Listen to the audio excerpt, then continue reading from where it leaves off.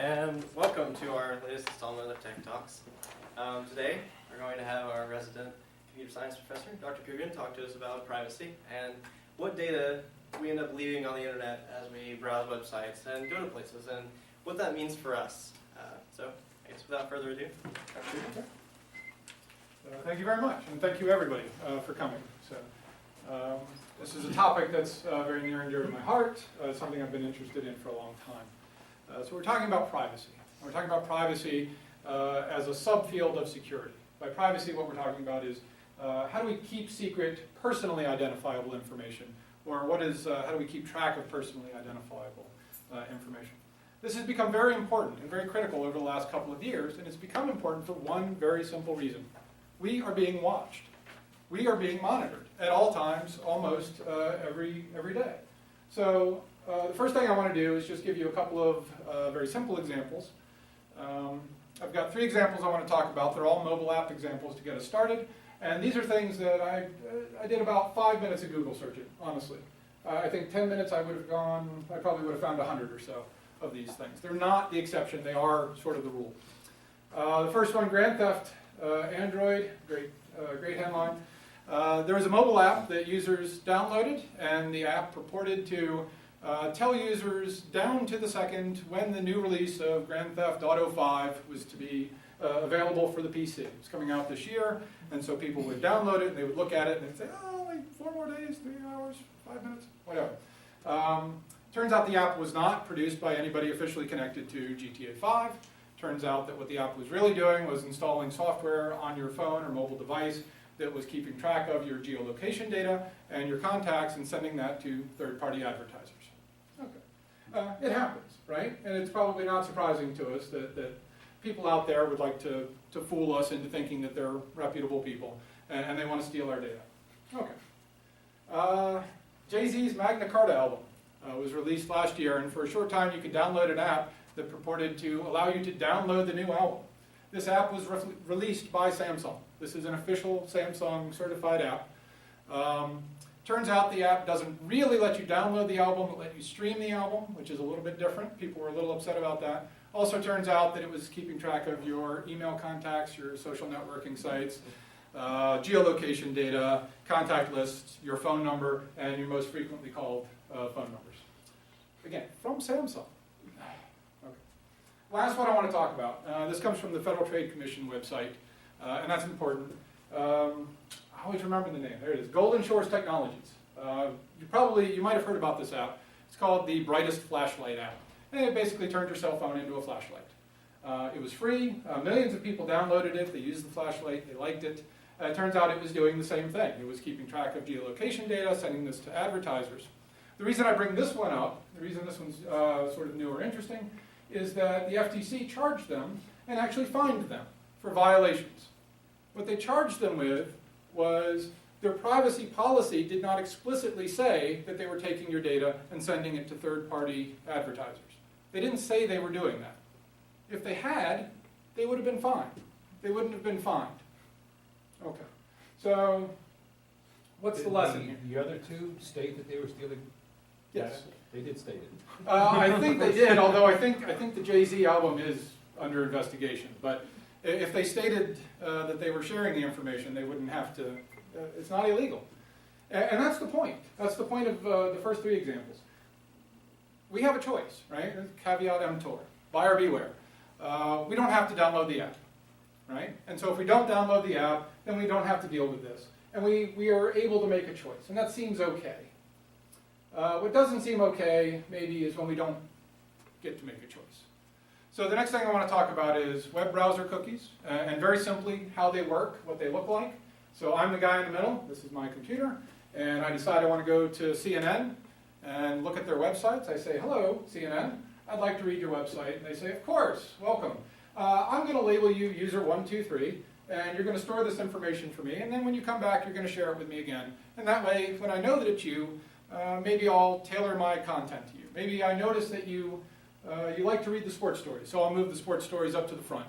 Or maybe you're more interested in some of the other things, and so I can tailor your articles to your personal tastes.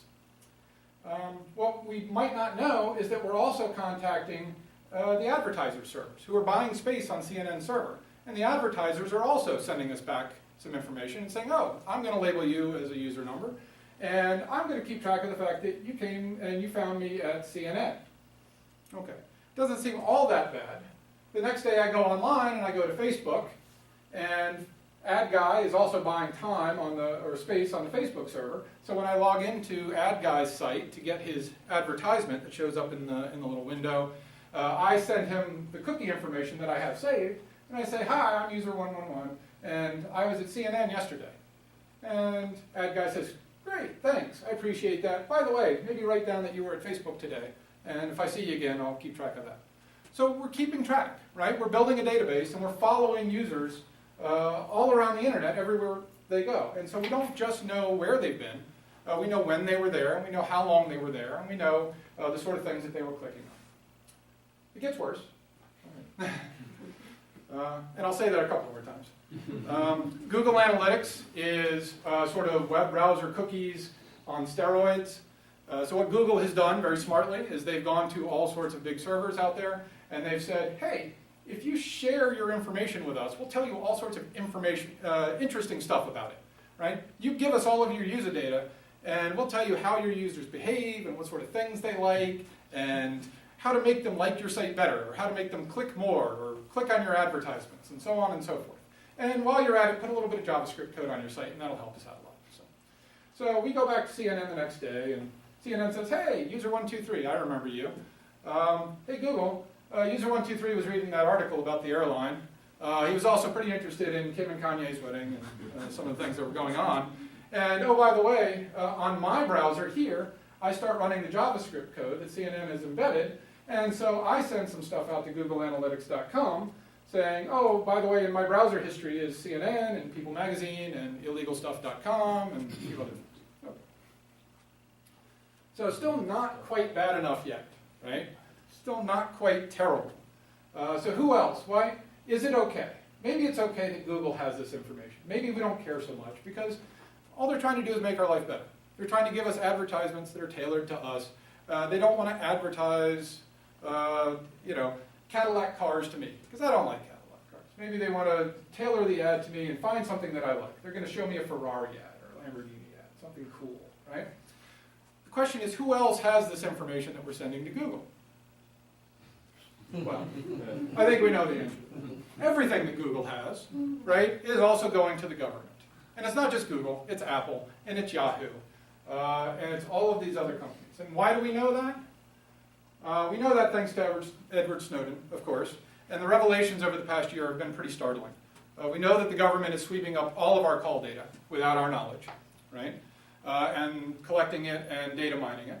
We know, for example, that Apple and Google and Yahoo and all of these companies are sharing data, either voluntarily or involuntarily, with the NSA to help build up this information. The excuse so far has been, well, we're tracking terrorists and we're trying to find bad people and so on and so forth. But every once in a while we get a revelation that tells us, well, yeah, the leader of Germany, I don't think she's a terrorist. So we keep getting these revelations that tell us that things are going wrong, right? That people aren't using the information the way that they say they're using the information. Okay. One last thing about this. This seems a little unusual. This isn't usually the way sort of the business-government relationship works. It kind of feels like they're teaming up on us. So it turns out that they are. Government says that their goal is to provide security, and that's fine. They do that. We'll take them at their word, and we'll pretend that there's nothing else to it. Business says, we just want to make money. That's certainly true. That's what they do, right? The problem here is that both of those things line up. Both of those things sort of come together in this symbiotic relationship. The way that the government has decided to protect us and increase our security is by tracking as much information as they can and looking for patterns and looking for people that are doing bad things. The way that businesses are making money is by collecting as much information about us as they can, and either selling it to people, like advertisers who can use it, or using it themselves to target us with marketing and advertising and so on. So it's still not quite as bad as it could be. There's one more missing piece. And that missing piece is what has kind of come to be called the third-party loophole. We have certain protections as citizens. We have constitutional protections against illegal searches and seizures. There is legal precedent, however, that says that those protections don't matter. They don't hold if you're voluntarily sharing the information with third parties. This is called the third-party loophole. And so there is now a vested interest for government to support businesses' goal of collecting our information and building these databases and tracking our every move. Both sides want the same thing. They want to know all of the same information. And so it's sort of coming together against us. Okay. So what do we do about this? It's pretty depressing. There are things we can do, and any reasonable discussion on the topic usually sort of comes down to two avenues. We can find technological solutions. We can encrypt our data. We can keep our information private. We can protect ourselves in different technological ways. And we can lobby Congress, and we can call our senators, and we can call our representatives, and we can follow up on a sort of a policy avenue. I recommend both. I spend most of my time here in the technology side because that's what I do. I'm a computer scientist, and that's the stuff that I know. But there are two sides to this, and my personal belief is that neither one of them alone is going to be enough. It's not going to be enough to make some headway and actually make things better. Okay. So with that, I'm going to take a couple of minutes and talk about some of the things that are out there now, some of the current technology that we can use. I'm going to skip over the policy stuff. I don't have a whole lot to say on that. We'll talk about some current technology solutions, some things that will make things a little bit better now for us. And then I'm going to talk about a proposal going forward, some things that we can do here that I'd really like to get involved in. The first two examples I have here, Sime and Privly, are both Facebook-related applications. They're both browser plugins. Well, excuse me, that's not true. Sime is a website and browser plugin, and Privly is just a browser plugin that is meant to work with Facebook. Sime is basically a Facebook lookalike. They have their own servers. They have their own software. You join Sime just like you join Facebook, and you share information. It's a competitor of Facebook? It is, by technical definition of the word, competitor. But as you might imagine, Sime's user base is much, much smaller than Facebook's. Sime started, it's three guys in Canada who have done a research project, is what it is. And they're trying to go commercial with it, and they're trying to build it up. And it's nice because it looks like Facebook and it acts like Facebook, except that all of your data is encrypted on the server. Even they can't see what you're doing or what information you're storing. Now that's mostly true. There's some metadata there. Who you contact and when you contact them has to be revealed in order for them to actually make the website work. But a lot of it's encrypted, and they're working on solutions, I'm told, to those other problems. And so it's a nice alternative. The big problem, of course, is sort of the critical mass problem, right? Nobody uses Sime because nobody's on Sime, right? Everybody uses Facebook because everybody's on Facebook, and so on. Privly is interesting. It works with Facebook.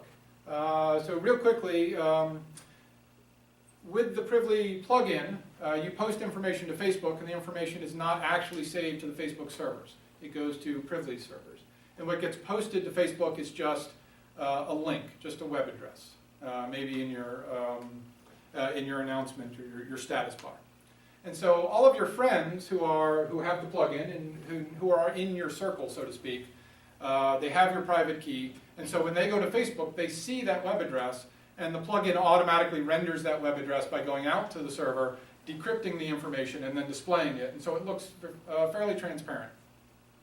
People on Facebook who are not in your inner circle or have your key would go and they would see your account, and they would see that you posted something, but it would just be a web address. It would just be something that was sort of meaningless to them. There's a sort of a fundamental problem with this idea as well.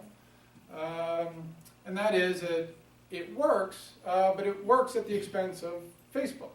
You are sharing information with your friends, but you're not sharing your information with Facebook. And your information is how Facebook makes money. So it's not a big project right now, and I haven't actually updated with them in quite some time. But if it ever became popular, I suspect that Facebook would probably shut it down. and say, we're not making any money off of you, so we're just not going to allow this sort of behavior, and they'd find a way to stop it.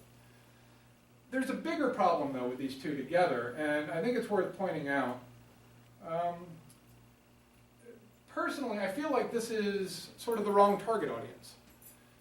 When we go on to Facebook, there's less of an expectation of privacy, I think. And I think this is something that we as a society are kind of coming to and coming to terms with. Going on to Facebook, even though you're at home, in your bedroom, or at your desk, is like going out. It's like going out to a restaurant, it's like going out to the mall, it's like going out into a public space. We don't behave the same way in public as we do at home. I don't go to a restaurant in my pajamas and watch TV and put the plate on my lap and eat in a restaurant because I'm not. Because I'm out, right? I'm not at home. And I think we are very slowly coming to terms with the fact that Facebook and similar sites are public spaces. Now, that doesn't mean that they should be allowed to steal as much information as they do. I'm not condoning or blessing any particular practice by Facebook. But I think that this is probably the wrong target audience. The people that are interested in privacy are probably not sharing lots of stuff on Facebook, going, gosh, I wish there was a way to share it privately, but I'm going to do it anyway. I think they're people that are probably not using Facebook. Okay. I have another set of applications here that are all kind of related. These have to do with trackers. I have it. Sure. I don't understand. It's encrypted. Those Yes, sir. last two. Yeah. If you're the NSA, if you're the government, you're going to say, I don't like the fact that these two companies are encrypting something because I expect that anybody that wants to conspire against the government are going to use their services. So either they'd be shut down or they would demand that those two companies provide the government with the code to decrypt everything that their users are using because the government wants to know what they're talking about. Yeah. Can the government do that now? Very loaded question. So let me work my way through a couple of different things that I heard. Can they legally do that? No. You still have the legal right to encrypt your files if you want to. And the government can come and they can tell you that they don't like it, but they legally don't have, as far as I know, any justification to shut you down. Do they have the capability of decrypting your encrypted code themselves? Very good question. Depending on what encryption you use, no encryption is perfect. But there are techniques out there that are as close to perfect as we can get with some assumptions. And so one of those assumptions is that nobody has built a quantum computer yet. There are a few quantum algorithms, and this is we're getting a little outside my field of comfort here.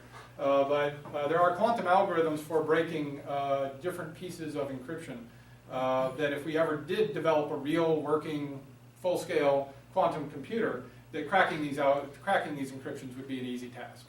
But we're not there. And so to the best of anybody's knowledge that I've ever spoken to, no, they can't. They can't break the encryption right now. Now they can come to you and they can say, we really need you to do this. We really need you to give us the key. Or we really, and that's the other thing I heard. There's no one key, right, that breaks these things. And we'll get into a little bit of key stuff in a moment.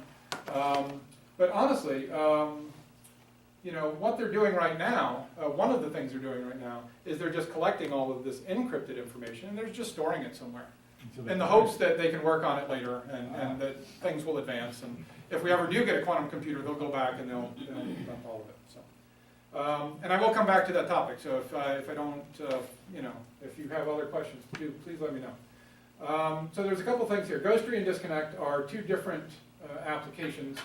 But they are close enough that they get the same line on the slide. Basically what they do is they block the trackers that are tracking us that I showed you earlier on the websites. This used to be fairly easy. It's gotten much more complicated, and there are reasons for that are maybe a little too ticky-tack to go into, but if you have questions, obviously we'll talk about it. Better Privacy is a program that specifically goes after what are called super cookies. Most cookies are stored in text files as part of your browser. And super cookies are a way around the text file problem and a way around people dumping their cookies at the end of every session. Information is being stored in your Flash plugin and then retrieved later. And so once they figured that out, the software was written that went after it.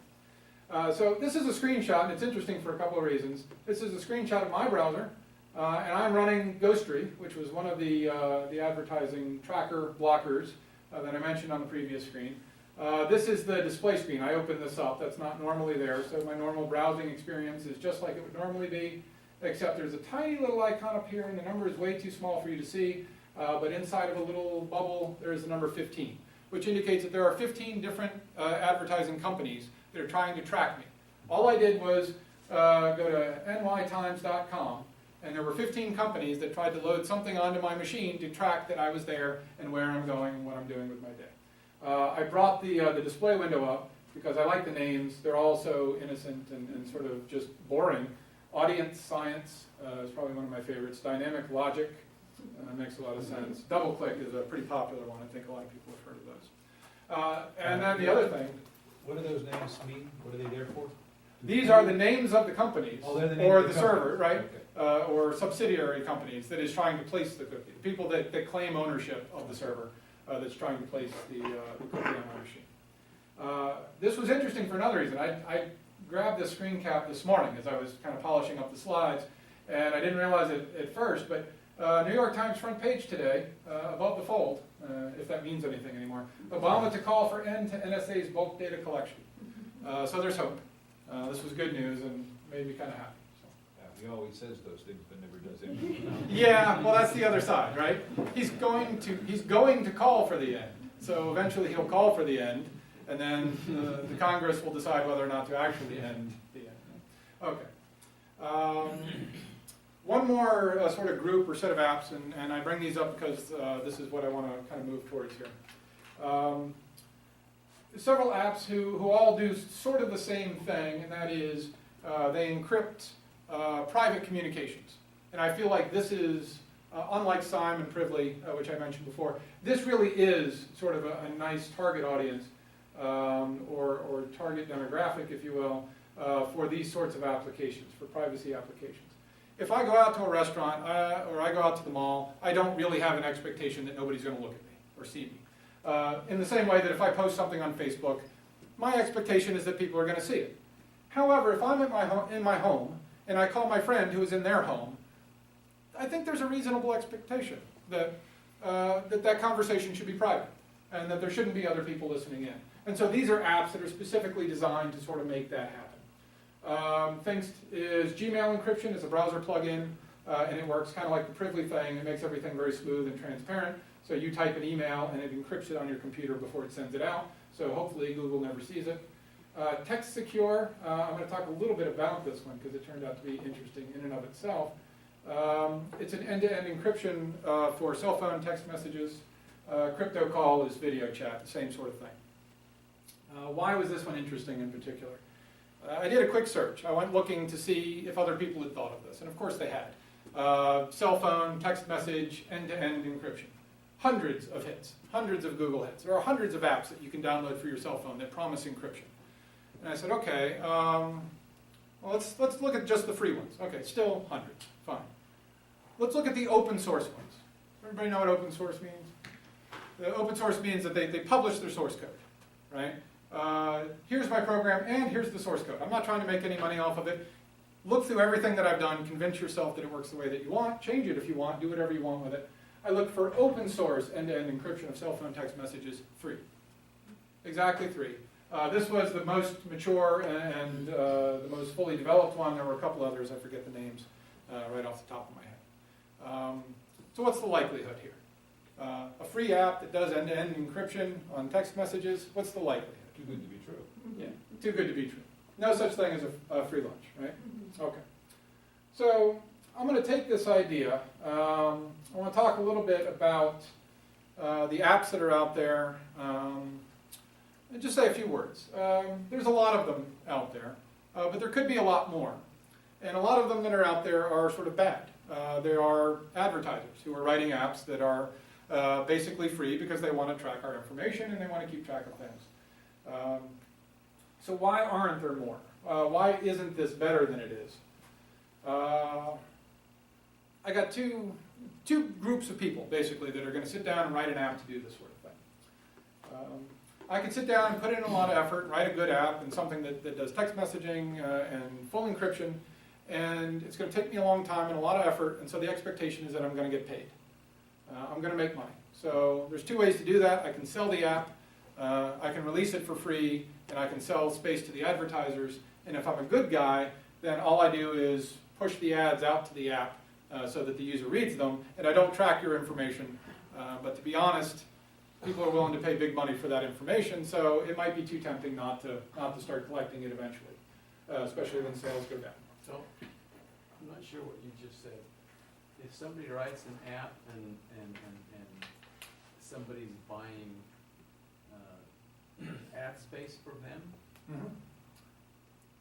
are they the ones that are grabbing that information, or is it the person that wrote the app that has to write it into the app? Did you understand? And then, I think I understand the question. In the case, if I write an yeah. app, and I let somebody advertise on there, are they going to steal some stuff without my having written that into the app? Probably not, no. Okay. In fact, I can't. Because they Yeah. can't do it, not because they don't want to do it. Well, no, yeah, exactly right, because they can't do it. So, but the point is, you write this app, and then the advertisers come to you and say, I'll give you X number of dollars if you modify the app so that it now collects the cell phone information, the phone numbers, or the contact information. And so the idea is that might be a little too good to pass up, basically. So people writing apps for money, and you know, they're going to write the apps that they're going to write. They're either going to collect your information or they're going to sell the app or something. They're probably not going to do it for free because it's a lot of work. The other group, the other side, academic researchers. These are people that are maybe interested in the topic for a reason, who want to explore new ideas or new ways of doing things. And most of this group, as this side of the room knows, and the rest of you maybe have heard, there is a very particular culture around this sort of work. These people are likely to do work based on grants and based on research publications as opposed to making profit. But when the research publication idea dries up, then the work tends to dry up. Right? This is the publish or perish sort of mentality in the larger research institutions, where if you're not publishing interesting papers, then your career becomes jeopardized for whatever reason. So I feel like we here at Blackburn have a very nice opportunity because we don't fall into either one of those camps. As a faculty member, I have a little bit of latitude, I have a little bit of freedom here. I can work on projects that aren't necessarily going to result in top-tier journal conference or conference publications. And I'm not looking to turn a profit. That's not what I do. So why might we do something like this? It seems like it would be very useful. I think students could get involved. They could have some nice hands-on experience. They could learn to work in projects, learn to work in large groups. We could work on projects that span across semesters. And I think there's a wonderful opportunity for some student learning and some applied knowledge and some in-depth understanding of some of the topics like privacy and encryption and things like that. Why would I do something like this? It's interesting to me. It helps me teach the students. It's a great excuse, basically, to get our name out there and to publicize Blackburn College, and it's fun. I really like it. And luckily, I'm not beholden to this idea that everything I do has to be a new idea that nobody's ever seen before. So this is it. This is the idea. I propose that the computer science department here at Blackburn start such a project. And in fact, that's exactly what I'm going to do. I've already done it. I've started doing a little bit of research. I'm going to work on this over the summer. I'm going to try to get some of you guys involved, get you interested in this sort of thing. And we're going to start developing some apps. There'll be apps that are privacy related. We're going to try to build up eventually, if everything goes well, a nice suite of tools that are maybe useful to people. And we're going to release them to the world, open source, free of charge, because we're nice people. And that's what we do. So where do we start? I had 3 ideas, and that's a lie. I had 2 ideas, and my wife had a good idea. So my idea was the texting app. I like this idea, and I like it for a couple of reasons. One, yes, it's been done before, but that's why I like it. I like it because it's been done before, and I don't know anything about mobile app development. So here would be a nice opportunity to learn about mobile app development and to kind of go through the paces on a project where you kind of know what the outcome is going to be. Right? Email plugin for encryption. Again, it's been done before. It's basically the same problem, and we'll kind of look at how these 2 things work. My wife's great idea, encrypting the contacts list, or keeping contacts list safe. She pointed out to me that all these free app downloads, a lot of them basically the first thing they do is open up your contacts list and steal that information. So what if they couldn't? What if you hid it from them, or kept it encrypted, or at least somehow prevented them using a whitelist or something from actually accessing that information? I like this idea best, but I'm not going to start with it, or I propose that we not start with it, because I don't know if it works. I did some Google searching to see if anybody had done anything like this before. There was one application that was out there. The project was defunct. It was no longer available, and that was the only thing I could find. So there may be an issue with cell phone interfaces, the APIs, and getting this to work properly. Obviously, one thing you have to do is the phone has to be able to look at the contacts and has to be able to make calls. And so there's got to be some sort of an interface where people are requesting contacts from the list. And so if there's no way to decide which app gets access and which one doesn't, this is a problem that might not be solvable in a reasonable way. So I like this idea. I think it's nice. I think we can do it in an interesting way, and I think maybe we can expand on it and do some things that the people that are doing it already maybe aren't doing yet. Maybe expand it later once we get things up and running. So here's what I had in mind for the project, or for the simple encrypted texting app. It would have to provide us with end-to-end encryption.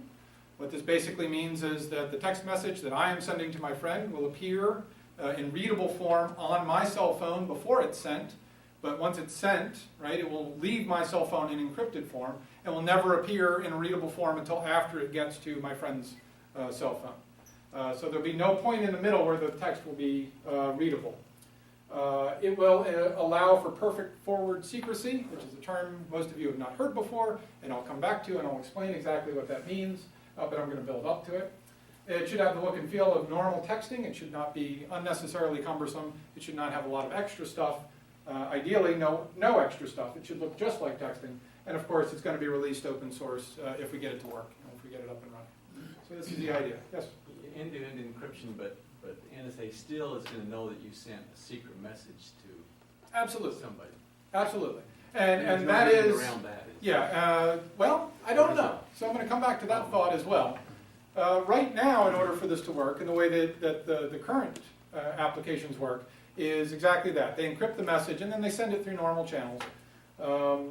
And so, yeah, the cell phone company has records of a text being sent at a particular time to a particular customer, and so they know who that is. There may or may not be some things that we can do with that. So, and like I said, I'll come back to that thought in just a minute. So a little bit of crypto basics for the three people that are not in my security class. A basic crypto system looks something like this. We have a plain text message. We call it plain text. That just means readable form. There is an algorithm for doing the encryption. This is not secret. This is known to the world. It doesn't have to be secret. And then there is a key that is applied to that algorithm. And the key is the only secret bit in the process. We apply the key and the message to the algorithm, and out comes the encrypted or the ciphertext, the encrypted message. And at this point, in theory, it's not readable by anyone. Once it arrives at its destination, there's another algorithm that does the decryption. Again, the decryption algorithm is not secret for any reason. It can be known to the world. The only thing that is secret is the key. So we apply the decryption key and the decryption algorithm, and out the other side pops the plain text message, or the original text in this case. There are two different ways that we can do this, two different major types of crypto systems. The first one is called symmetric key encryption, where K1 is equal to K2. These tend to be a little bit more efficient. They tend to be a little bit faster, but there's the problem of getting the key from you to the other person that you want to communicate with. If you have a secure channel for transmitting a key to another person, you may as well just put the message in there and not the key. That's something we'll actually come back to in just a moment. The other way we can do this is something called public key encryption. Basically, key 1 is not equal to key 2, and so when the message is encrypted with key 1, only key 2 can do the decryption. And we call this public key encryption because typically what we do is we send key 1 out to everybody in the world. We make it public knowledge, so if anybody wants to send us a message, they use key 1, or our public key, to encrypt the message. They send it to us, and we're the only person who has access to the private key, and so we're the only one who can see it here on the other end. I have a question about that. Absolutely. You send a secret message that's encrypted. Before you can read it, it has to be Decrypted. exactly. when you're reading it, let's say it takes all of 5 minutes for you to read whatever the document says, no one else can see that anywhere else in the world? If it's done properly, They don't have the technology to read while you're reading? if you have an app installed on your machine that is dumping your screen buffer, then yeah, they could conceivably read. Because I thought hackers could go in and literally watch everything you do on your screen, even when you type. This is assuming that the machines at either end are not compromised. Okay. Okay? And the reason that we do the encryption is because this message is traveling through wires and routers and things where people can easily look at it. If the machine is compromised, then all bets are off, of course. And the other technique, of course, is you just lean over somebody's shoulder on the subway, peek down. Nothing is perfect, right? And so we have to be careful. Okay. So what we want to do is we want to send text messages out from one person to another, and that person is not in the same room with us. So it seems like public key encryption ought to be the answer here. It turns out that it's not, and so I'll just walk through a couple of very simple scenarios here and try to convince you that we need a slightly better way. Or maybe not. So we'll talk. So the idea of public key encryption is that our public key is public. We send it out, we put it on our web page, we send it in plain text email, we send it to anybody who wants it, and we don't care. We don't care if the attackers or somebody else has it. It doesn't matter. So we can start the process with a one-time setup, and Alice sends her public key to Bob, and Bob sends his public key back to Alice, and so now both of these people can communicate with each other. And presumably, at this point, Alice has Bob's public key. She can encrypt the message to Bob using his public key, and just transfer it over the wire or over the air. Bob will get it. Bob's the only one in the world who can decrypt this message because he's the only one with Bob's private key. Okay. This actually does work, right? I said before it doesn't work. It does work. The problem is it doesn't work as well as it possibly can. So let's think about this. What happens if Bob's phone is compromised? Well, Bob has his his private key, and he probably has his private key on his phone. So if Bob's phone is compromised, if it's stolen, for example, then the attacker can root the phone, and they can probably dig through it, and they can probably find Bob's private key. And then they can read Bob's message. Okay. Well, that doesn't sound so good. Maybe we can do a little better than that, right? Okay. So I'm going to say that that's not as good as it can be, right? Because we'd like a little bit more security than that. If we lose our phone, we want a little bit more guarantee that things are going to be safe. So here's a slightly better idea. Alice wraps up. She devises a short-term, what's called a session key. This will be a symmetric encryption key. And she packs it up using Bob's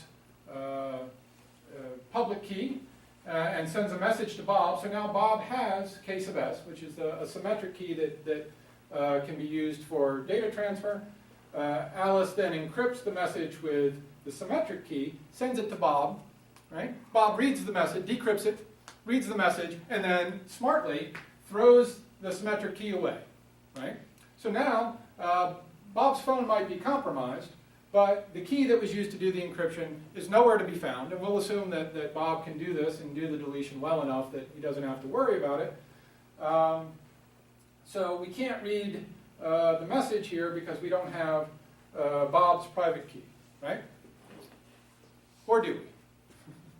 So, well, we don't unless we've been paying attention. Unless the people that are attacking us or watching us are maybe saving these messages and putting them in a database somewhere and holding on to them for a while, right?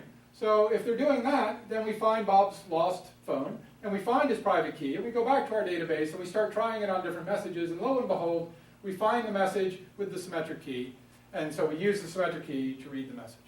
Now, we're getting a little cloak and dagger here, but that's okay, right? So I'm going to say this is not the best that we can do. We can do even better than this. Okay. But we need math. Oh. Really? Really?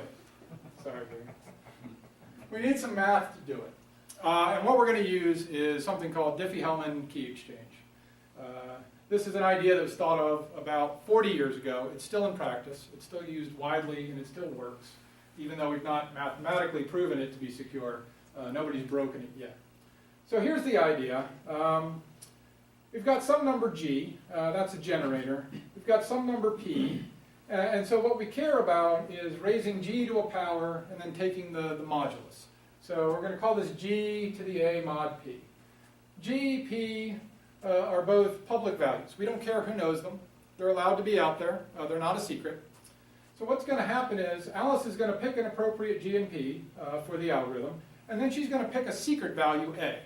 She's not going to send a to Bob. She's going to send g of a mod p to Bob. Okay? Bob is going to get this information. He now knows g and p, as does everybody else, presumably. He now knows g of a mod p, or g to the a mod p. Right? He's going to pick his own sort of secret value, b, and he's going to send back not b, but g to the b mod p. Okay. So what have we actually done here? Both sides now have the ability to calculate the same value. Alice knows g to the b power and a, and so she can raise that to the a power, and she can get this value, g to the a times b mod p. Okay? Bob doesn't know a, but he knows b, and he knows g to the a power, so he can calculate the same value. He can calculate g raised to the a times b power mod p. And it turns out that they are the only ones that can calculate this value. Even though it looks tantalizingly close, g to the a mod p, g to the b mod p, both out there in open form for anybody to see, but we cannot actually get to this value. So g to the a mod p is going to be our secret key, our symmetric encryption key, and we're going to use that to send a message to Bob. Alice calculates g to the a times b mod p, encrypts message m, sends it to Bob. Bob calculates the same value, does the decryption, and then both, at the end, very importantly, both Alice and Bob throw away their secret values. Alice throws away a, she deletes it. Bob throws away b, he deletes it, so that the numbers are nowhere to be found. What happened? What I just said, g to the a power mod p, g to the b power mod p, there's no way to take those two values in the public information and get to this value, to figure out what the secret symmetric key was. I'm not going to give you a proof of that, I'm sorry. I promise you that it's true. Actually, I told you there is no proof of it. But basically, it turns out to be true. We've been doing it for 40 years. And it reduces to the discrete log problem, which is much harder than the regular logarithmic problem. The fact that a and b have been thrown away now makes this perfectly secret. This is what I was talking about when I said perfect forward secrecy. If a and b are correctly deleted, they have never been transmitted anywhere. Let's go back. Bob's phone is compromised. His private key is found, right? That's fine. He's not going to save it, right? We're not using private key encryption here at all for anything, right? He's thrown away g to the a b mod p, hopefully, right? And he's also thrown away b. So without any of that information, the only information that's out there, even if we've been recording messages and saving them, there is no way to go back and actually derive the key that was used. The only way that we can break this message is basically to break the encryption routine itself. So this is the idea of perfect forward secrecy. It's going to provide or require us to use maybe one or two little extra steps, but we're going to work on that and try to figure out a clever way to do this so that we include all the information. Okay? And that's going to be it. If we can do that, then we can build this. We can build an end-to-end encryption algorithm with perfect forward secrecy, with messages that cannot be discovered even if either of the phones is compromised. Again, assuming that we've thrown away the values and we followed the procedure like we should. What else can we do with this going forward? Whoops, sorry. So, I have a question. Yeah, absolutely. So you have to come up with a new A and a new B every time. Yes. So every Are those message. Are those easy to get? Yeah, they're Are just they random prime numbers. Or just random numbers? Yeah, the A and B are literally just random numbers, and if the numbers are big enough, they do have to follow some protocol. They just have to be big enough. Prime numbers or anything. What's that? They don't No, have to be prime. P. So G is a generator. It's a special value, but there's an easy way to go about finding it. P is a large prime. And that is, as far as I know, that is required for the algorithm. But GMP are public values and can be reused over and over again, so you don't have to generate a new one every time. A and B are just random numbers large enough that the modulus is guaranteed to basically come into effect. If you're not big enough, as my security class knows, it was one of the homework problems, if A and B are not big enough that you need to take the modulus, if you fit into that first for sort of a small enough set, then you can do a little bit more with this, and you can say something about it. So, okay, so that's my idea. It's straightforward. It's a good opportunity to learn about mobile app development. It's very nitty-gritty in encryption and privacy things, and it sounds like a lot of fun. The first step, of course, will be to get text messages going and working. After we have that, I don't see any reason why we can't do images and videos and other such things and lay that on top. And then here's the question that Chris was asking about earlier. Can we do anything about this metadata thing? So I don't know. I honestly don't know. If we're using SMS, which is the standard sort of cell phone text messaging, or MMS, I guess, which is the multimedia messaging, those do seem to have to go through the phone company or through the provider. But there's no reason that we couldn't use something else. So I'm going to leave that question open. I'm not convinced that there's no way to maybe share a little bit of data over the data network and share a little bit of information so that these messages are maybe bounced around. One idea I had was adding a server that might be able to hide some of the metadata. I'm not sure how that would work. But if we have control over the data, maybe we can send information to a server and then send it to the other side without using the cell phone network, and maybe that would, or without using the SMS format. I had an idea for peer-to-peer networks. If I want to send a text message to you, I send it to Edward, and Edward sends it to Tracy. Tracy sends it to you, and so maybe we're hiding our tracks a little bit better that way. I don't know if that helps us at all. I don't know how useful that is, but that might be fun to... Is that how Tor works? That is actually how Tor works. Tor is basically a set of servers that are going to forward your network traffic from one hop to the next. And so there's a lot involved in that, and that might be a little more than we want to bite off. But it's doable, you know. So the question is it doable in a useful way? And then long term, I'm open to ideas. More apps, whatever people think is interesting and whatever they want to work on. We can do some browser plugins and do some encryption type stuff. We can work on that contact list problem, which I think would be pretty interesting. The ultimate goal here is to have an ongoing project, to have something that students can be involved in on a regular basis, and so that they always have something to work on, something interesting to do outside of the classes, where they're learning about this material in a very in-depth sort of way. And so this one is just sort of a big open question. And so I will leave it at that. We've had a lot of questions so far, but I'll ask if there are any other questions now that we're at the end. Yeah. Yes, absolutely. This is great. I love this. Okay. I think this is a great idea. But yeah, I've got a bunch of questions here. Let's see if I can remember what I was Okay. saying. One of them is really probably vague and unanswerable, but when I'm downloading an app in my Google Pad, my Google iPad. Yeah. Okay. And it says what it does, and then some things, it says, yeah, we're going to use you're going to, send stuff from your email as if it's you, and so some stuff, I understand that they're doing something I don't want them to do, but Right. Some of that stuff I'm not quite sure what they're saying. So Okay. Are there certain things? So what are that I they look saying? for? Yeah, I mean, I told you it was a vague question. Yeah. Are there certain things that sound innocent but really aren't, or? There are. Yeah. Sorry about that. No, that's fine. I can talk for a while about how things ought to be done. But the way things work now basically is it's a binary decision, right? You download an app and you have a choice, and you either accept or you don't accept the terms and conditions in their entirety. You can't say, well, I want the app, but I want to let it look at my contacts list, but I'm not going to let it have access to internet or email messages, or I am going to do this and I'm not going to do that. And I would like to see something like that sort of take place. Are there things that are innocuous sounding that could be abused? I think that's probably true. We'd have It's to talk usually about. like a small list of things, you know. Yeah.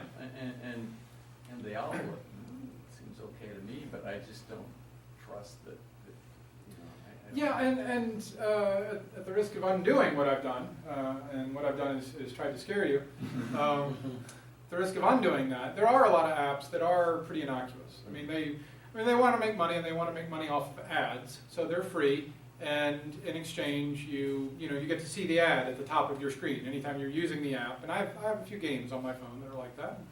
At the top of the screen, I see ads for different things, and I don't read them, and I don't particularly care one way or the other. But they seem fairly innocuous. But the truth is, I feel like any of them, the categories are very broad. They're not very fine-grained at all, and I think they should be finer-grained because they seem to lend themselves necessarily to abuse, right? You either give the app total access to your contacts list or not. Well, okay, yeah, if it's a text messaging app, then I want it to have access to my contacts list because I want to be able to pull up my contacts and send a message to one of those people. But I don't want it to make a copy of the whole list and all of the calls I've made to those people. And so it seems like there could be a better way to do that. And I suspect that the reason that there's not a better way is that there's not a need, right? The people who are making the system want the advertising dollars. It's to their benefit to have these coarse-grained categories where, you look at the app and you're like, well, yeah, okay, yeah, I have to, it makes sense to give it access to the contacts because, it's a phone app or a text app. So, and then you're kind of off and running, right? So I don't know the answer specifically to your question. But if we looked at specific examples, I'm sure we could say, well, this one could be abused in this way. And yeah, if you use just a little bit of imagination, you can usually come up with something. So, good question. So, I yeah. have another one. So okay. What is this? I wrote this, the sign, S-Y-N-E or S? Sime. Sign, yeah. How do they, who's doing that? There What's their are- motivation? The motivation is my motivation. They are 3 researchers, academics. Oh, so they're academics just Yeah, starting to do. they live in Canada, and they're just interested in the idea that you could do something like Facebook. So they're not trying to make money. I don't think so at this point. They talked about eventual release to the open source community, open source licenses and stuff. They haven't done it yet, but that's on their plan. That's in their FAQ or their FAQ, depending. They say that eventually they plan to release it as open source, and so they seem to be pretty legit. The problem, of course, is the obvious one, like Gary noticed. There's nobody there because there's nobody there, right? If nobody uses it, then nobody wants to use it, and so it's not very useful. It's an academic exercise, and it's a prototype, and maybe it's an interesting paper, but it just dries up and goes away at some point because nobody's using it. Did you notice President Carter said he's been writing letters for the past Writing, years? yeah, sending snail mail. Yeah. I love He it. doesn't trust. I love it, yeah. I think that's the way to go, so. Well, regarding that, I would guess that years ago, if say before the internet, if individuals were ordering magazines that were seen as left-wing, the Progressive or the Nation, Mother Jones, and Yes. their name was on a list because, Mother Jones would say, here, Gary's getting his monthly installment or whatever. That the government would have been interested to know, perhaps, who is ordering those subscriptions. Yeah. And they could probably get a hold of them, legally or illegally. Yeah, one way or the other, and I'm sure that they did. There seem to be enough stories like that. And obviously now, every time I visit a website belonging to these same online magazines, the government knows. Yeah, they absolutely know. They've been sweeping up all that information, and that's one of the revelations that's kind of come out. Is that Yeah, I they're read basically this. grabbing everything they possibly can. That a 20-year-old kid could visit a porn site, the government gets it, doesn't necessarily read it, it's just there. 25 years from now, they put in that person's name who's now running for office and wants to sell that information to somebody who wants to basically waylay him Right. and publicize it. 20 years before he visited a porn site, they could actually go in and. Yeah. I mean, the government's going to share this information with other people in the future. One would assume, Or yeah. government employees could leave government employment and take with them, Right. because they're contractors, aren't they? So, Yeah. Most of the contractors, so, They are now, yeah. Yeah. well, no, not just Edward Snowden, I'm Yeah. saying that if somebody wants to make money, they need to have, I don't know, a back door built into the archive so they can revisit it later Mhm. to dig up dirt on somebody. Sure. Now, you said something just now. Every time you go in and you're using the app, there's an advertisement at the top of it. Mhm. Everybody sees those things. You said you don't care, you're not influenced by it. Yeah, I'm not influenced by the ad. I care that yeah. Well, what I mean is, how do they make money? I mean, when I'm watching TV, I channel surf during advertisements. I don't Yeah. watch them. Now, there Sure. could be something unconscious hitting me, either from seeing ads online. I mean, Yeah. I visit progressive websites that have ads up in the corner that are, I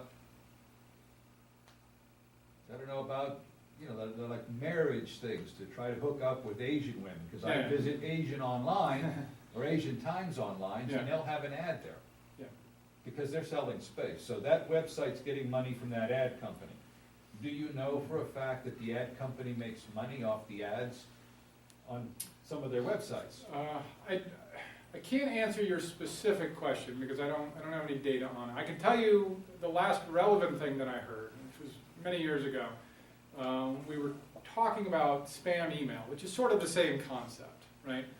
You know, people are sending out these emails, and they're obviously bogus, and they're ridiculous on some level. And so the question is, you know, how do these people make money?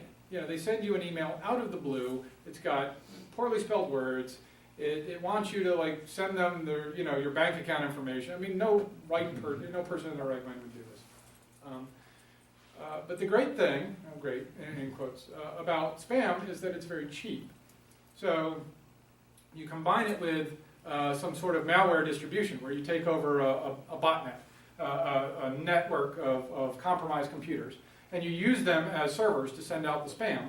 And so you've now got zero overhead cost. Your cost and effort into the spam email is the time it takes you to sit down and write it and distribute it, right? And just hit the go button.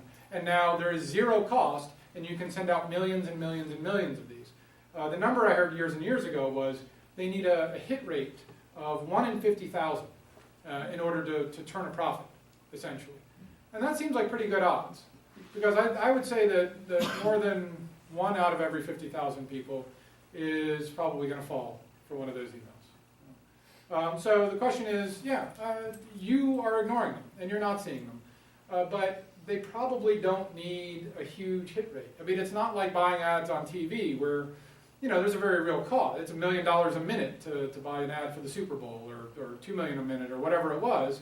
This is the opposite end of the spectrum. They can advertise on these low-end sort of options where only, you know, maybe 1,000 people in the country see it, but it's going to cost them a penny.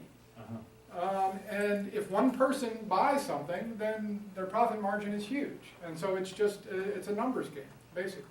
So I suspect, I don't know for sure, but I suspect that that's basically the premise. Somebody's making money because they're still there. They've been there for years and they're still there. And if nobody was making money, it would naturally dry up. I mean, it's basic economics. They wouldn't still be doing it. So somebody's making some money somewhere, and yeah, I assume that it's just sort of a numbers game. Just It's a lot of pennies for Google, huh? it's a lot of pennies, yeah. So That's how Google makes its money? advertising is a big way. Yeah, absolutely. Do you think people are watching us through hidden computers? I mean, hidden cameras on our computers? Yes, this is absolutely true. One of the revelations over the past year, thanks to Snowden, the government has the ability and is making use of the ability to turn on your camera and your microphone on your laptop without you knowing it. And they can target an individual and turn on his information and use it as basically a bugging device that they carry around voluntarily with them. This is something that we know they can do. And in fact, one of the more recent revelations, the Muscular program, and I love the government names for things. So Project Muscular is basically an automation of this technique, whereas in the past it would take agents, you know, sitting down and actually going through the steps of finding the person or targeting the person and doing this, turning on the surveillance. The muscular program allows them to automate the process and target millions, literally millions of people at the same time. So they just put in a list and off it goes. So yeah, this is absolutely something that can be done. And they've not, This is on their cell phones. cell phones if they have a camera, sure, Or and a computer. microphone, which they do, or on your laptop computer. They can see The story I specifically saw was about laptops, but there's nothing They can see significantly into your different. house. Yeah. If your laptop's open, sure. Not the TV yet, though, right?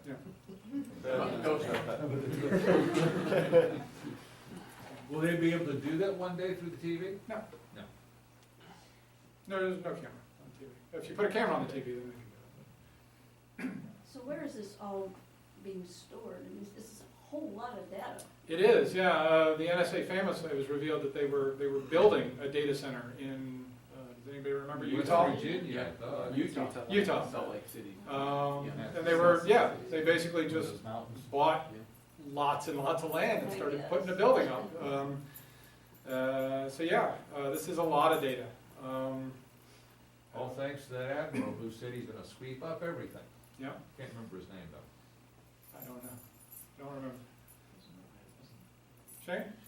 This may be a question that you probably haven't thought of yet, but let's say I am the average user. I know nothing about computer science, and I've started hearing about this NSA stuff, and I go and I look at, I see your app, and I look at that and I go, wow, that's a lot of trouble to hide from the government that me, Tracy, and Brian went to Buffalo Wild Wings the other day. It Yeah. just seems, to the average user, it would be more trouble than it's worth. How are you going to gauge the general interest of people that may be misinformed or just generally don't care? Yeah, I think there were 2 or 3 questions actually embedded in there. Yeah. So, the first answer and the technological answer is we do a better job of software development and we make it easy to use. One of the things that I need to do research-wise is to take a look at the existing apps and see how easy they are and see if there's extra steps. I'm already kind of trying to work out in my head how to do this without any extra steps so that it looks clean. I'm almost certain I can do that. What I'm a little confused about at the moment is if you're sending a text message to somebody who's not on the encrypted system, can you make that clean automatically, either encrypted or not encrypted, and have no user input, at all? And that seems to be slightly tricky, and I'm still kind of working that out in my head. The best I can come up with is a system that works cleanly, but if you're sending it to somebody who doesn't have the encryption app, they'll get an extra text message with some gibberish in it, which may or may not be a terrible thing. It doesn't require them to do anything extra, but it's there and slightly annoying. So, yeah, I'm still working on that side of it. So the tech side, the technological solution. The other side of it, people's expectations. There are plenty of people that say, I don't care. I'm not doing anything wrong. I don't care if the government's watching. It doesn't bother me. They can look. They can have everything. And so, excuse me. It's gonna take, I think, a bit of a cultural shift. It sounds a little crazy, to be perfectly honest. When you say things like, the government's watching me online, and they know what magazines I've visited, and they know, and so and they might hold that against me in the future. It still sounds like the old conspiratorialists, It sounds like the, Oswald wasn't alone kind of thing. But that needs to change because the data's come out, the information's come out, right? They are watching the magazines that you're reading, and they are storing it, and they've said so. They said, yeah, okay, we are, but we're doing it for terrorism or anti-terrorism or something. So it's going to take a little bit of a cultural shift, and we need to start talking about it. We need to do what Gary was doing, which was, it's not that far away, right? It's not. Let's assume that they're not abusing it right now. They could, and this has been my argument for years and years and years. Anything that can be abused is probably going to be abused eventually, and I think there's some history to that idea. I read someplace that there's an enormous number, we're talking about hundreds of thousands of individuals who are hired by the government every year, by the Pentagon, by the NSA, who are doing these things. not necessarily reading the data, Mhm.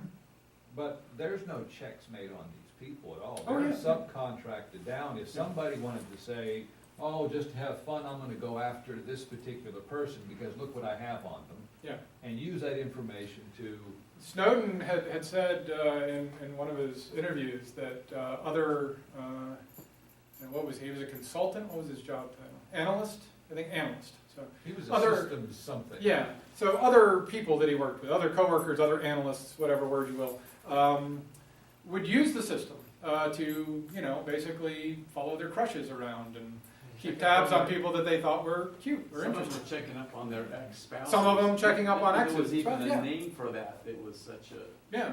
for that. Yeah, so, I mean, already, right, And they they're have the not best of technically intentions, breaking and it's the already law. being abused by the people who aren't Well, answerable. no, they're not government employees. No, they're contractors. They're contractors. And if I remember the contractors that went to Iraq, before the subcontracting company would say, well, I'm gonna send them to Iraq, they signed an agreement that no criminal charges could be brought against them if they did something in Iraq. And these same subcontractors, don't they sign the same kind of agreements?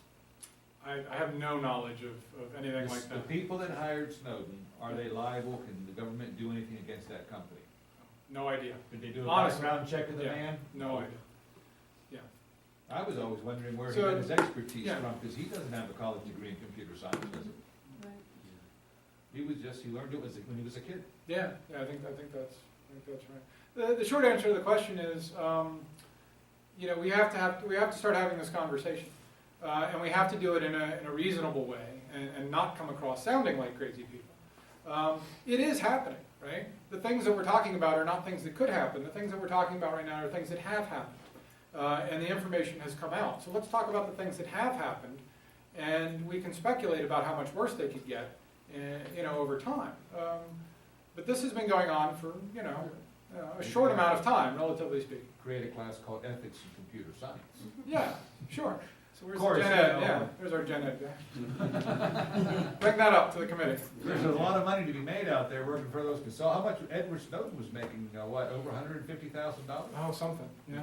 It's hard to turn down that money. It's hard to walk away from that. So. I just have a quick question. Sure.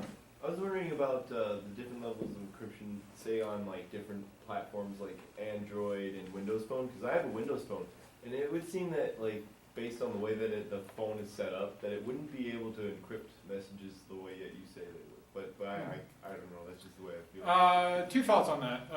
There's probably more there than you realize. Cell phones do encryption all the time. They have to. There are certain voice communications and data communications that are encrypted and always have been before data connections, before any of that. So cell phones have been doing encryption of some sort long before there were smartphones and data phones and such things. And then the other side to that is anything you can do, any encryption routine you can think of, you can do in software. You can write the code that does it. It will be slower, but it may be worth the effort to do it in software. And for something like a text messaging application, where the user really is sort of the time constraint, right? It's, the time it takes me to read a text message, the CPU in my smartphone could easily have encrypted it 1,000 times over. It takes me a second, maybe 2 whole seconds. That's a long time in computer terms. So anything that's not there could be implemented in software and could certainly be done. If it was done correctly and done smartly, it could be done well. Other questions? All right. Thank you all so very much for coming out to talk to me. Thank you for coming to what may or may not be the last of our tech talks for the computer science department. We have potentially one more at the end of the summer, so look for the announcement on that. Thank you. Put a plug in for that now. Yeah, that's well, I don't have the date. I'm sorry. What's Send the us a topic? text. What would the topic be? I don't know. We're still talking to people. So, yeah. All right. Thank you very much.